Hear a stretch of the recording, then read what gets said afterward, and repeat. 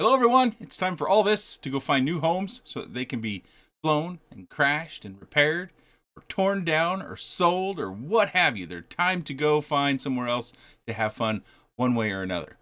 So how do you get involved? Well, that comes after we discuss what we're giving away here. Let me get reorganized and we'll get started. First up is a twofer. It's the only twofer, so we're going to go with it first. Remember, when we do the random YouTube comment picker thingy, whoever's picked first gets the first quads, in this case, quads. All the others will just be singular. And then whoever gets second will get the second quad that you see appear in this video, so on and so forth. And I've gone with two because this one's been sitting on my shelf. This is, I think, the US65. They've got a Pro version that recently came out. Matter of fact, I think the Pro version's in the stack here. And this is the SkyStar's Piper 105. So I don't have the original box for this, or at least I didn't find it when I was looking for it. And this one is fairly old, so I thought package them together. At least you got one fairly recent quad, and this quad still flies. It's just older, so maybe most of us would say not as good. So these are number one. Number two is this 3S Whoop. Very durable, very heavy, kind of stylish. It's the one kind of tied to multi-GP somehow. Envision something or other. I didn't bother to look up the name. You can look on the channel and definitely find the name. I'll put in text what the name is here when I go through the channel to remember what the video was about. But this is kind of a 3S Whoop, kind of a heavy whoop. I wouldn't fly this one indoors unless you have a real big space. But this one is number two. Number three is the Alpha RC Peter 112. Wasn't very happy with this one. It's got super old motors on it and stuff. But this is a 3S flyer. It does fly. It just, at the time, I think it was overpriced, like 150 or 160 bucks. It's probably still somewhere in there. Nothing necessarily unique, and motors that just don't perform very well. But you could swap out the motors if you chose to go that route, or just fly it as it is until the motors give out or get broken or something. But it's a flyable quad, relatively new, and it is number three. And whenever I have the original box and the original goodies that go with the quad, I give that stuff away. Oftentimes, I leave that stuff in the box just to kind of keep track of everything that comes with quads. So if I have this stuff, you'll get it too. Next up is the Gaylang Wasp V2. You might remember this one. Super skinny arms. I broke an arm. It flies fine. It's just probably not going to be that durable. It's got 1mm shafts, and they're exposed, of course, and there's really no motor protection. Of course, we've got super thin arms on this little guy, so you might need to swap out the frame if you wanted to keep it. Eventually, you're probably going to need to swap out motors. I would suggest going with some 1102 motors that have 1.5mm motor shafts, and then those should hold up a lot better. But this one is number four, I think. Number four. Number five and number six are going to be these XFlip goggles. Really unpopular goggles because they had a high price and just didn't perform very well. I think they'd be usable, but maybe more ride-along sort of goggles. I'm going to get a set out here. Of course, I've got both boxes. They come in their original cases still. I only use these during the review process, but these are the goggles. And they do, I believe, they have a power cable here. And I think they do have some antennas that came with them, although I'm not finding them in the moment. Maybe they didn't come with antenna. I'll check both boxes. Of course, if there's antennas that should be in here, I will find out where they went. But right now, I don't see any antennas in this box. So XFlip goggles, not the best of goggles, kind of overpriced. They'll be number five and number six. I did just check both boxes, and something else I noticed is they don't even have a receiver in them.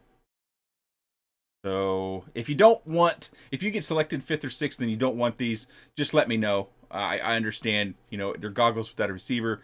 They're not very good goggles. You've got to make another investment to make these goggles workable. So I get it, but they're here if you would like to have them and you get selected.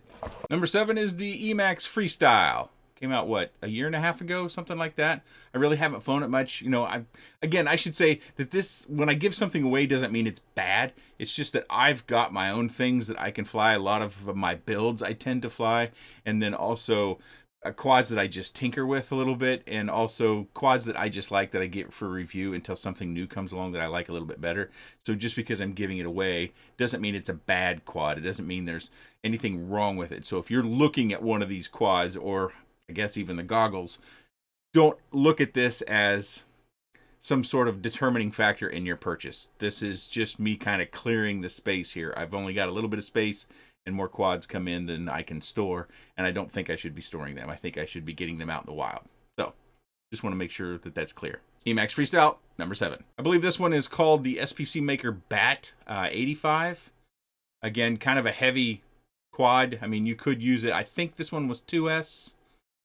You might want to check the review on that to see what I flew it on, but should be fairly durable. Just doesn't perform, as far as whoops go, doesn't perform like you would.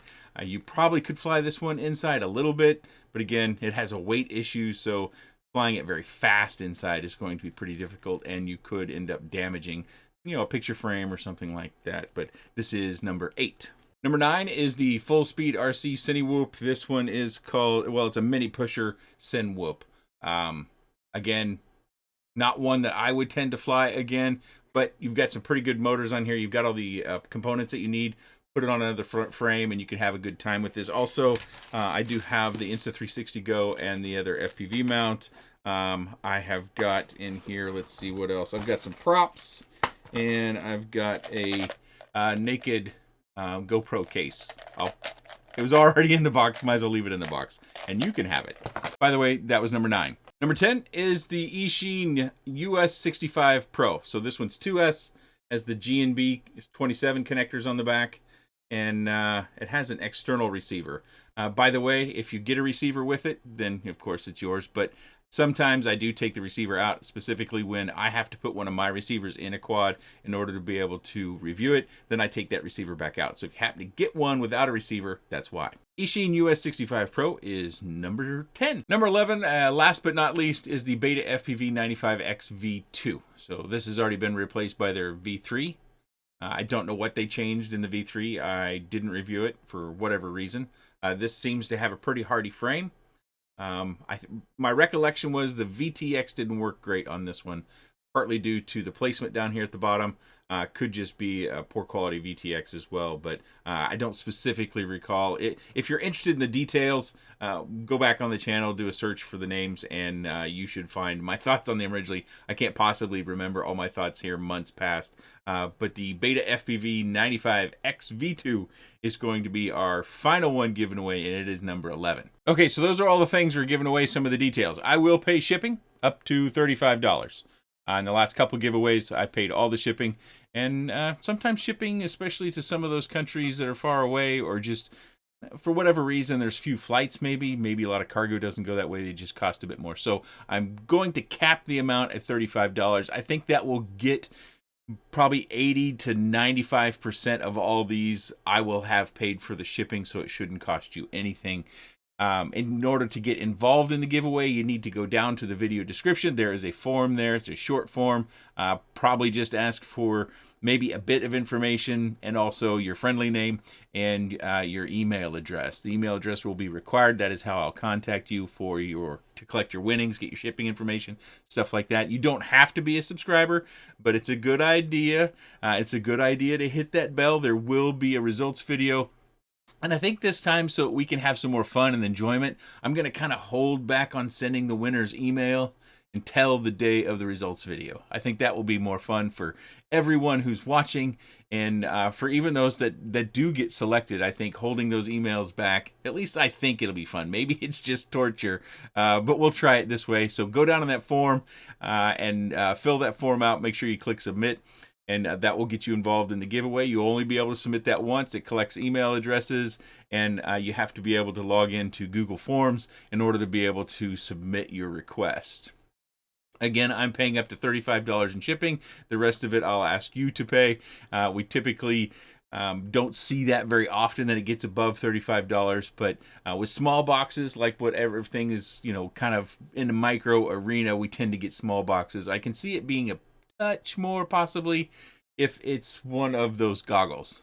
The goggles have a little bit more weight and heft to them and require a little bit of a box, but they may still fall under that measurement and weight category that we can get them sent out fairly cheaply. So If you haven't already, go down there in the video description. We do the forum bit so we can have our discussions down in the comment section. So if you have anything to say about this video in general or this type of giveaway, you can do that freely. You can have a conversation down in the comment section, and I'll be down there reading all your comments and responding appropriately, hopefully. And if you have any other comments, questions, suggestions, or otherwise, please let me know in that comment section below. I appreciate your time, and thanks for watching.